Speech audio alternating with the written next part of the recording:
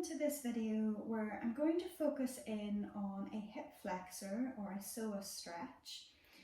With this position, you do have to make sure you're keeping the core active throughout, because our aim is that we're going to try to come into a position where, for example, if we're stretching the right hip flexor, that right leg is far behind and the natural tendency is to drop into an arch, but I want you to keep the core active as if you're trying to flatten the back.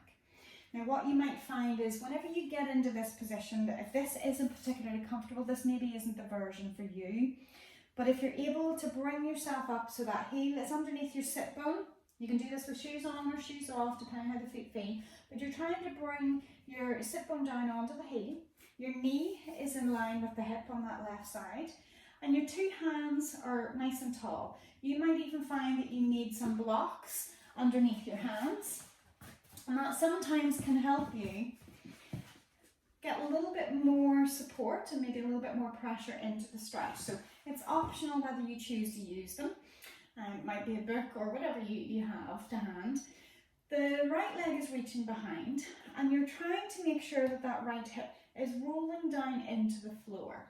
Now that's one variation on this. So whenever you're coming down into that position, the body's tall, the core is inactive to try to keep the back flat, which opens up that hip. And as you press the hip down, maybe you rotate your body to the left. And as you rotate to the left, that hip can go a little bit closer to the floor. And that may bring the stretch in enough for you at the front of the hip socket.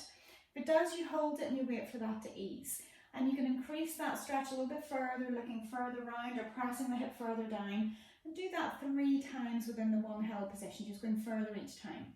Another variation, if you don't feel it from here, is to bring the back leg out so that the toes are tucked under and that the back leg is straight. And as you can see from doing that, that's putting me into more of an arch. So my core has to win and it has to be pulling in nice and strong.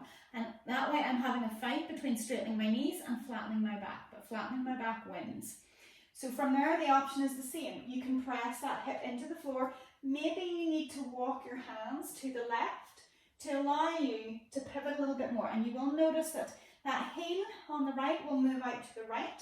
That rotation is fine, that's okay, because that's also going to help to bring that stretch into the hip flexor.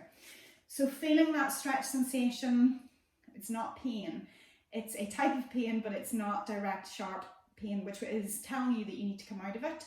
You're trying to find that position where you feel it's a good stretch, maybe a 5 or 6 out of 10, and hold it and wait for it to ease. Go further a second time, go further a third time, and wait for them each time to ease. So hopefully that stretch has been useful.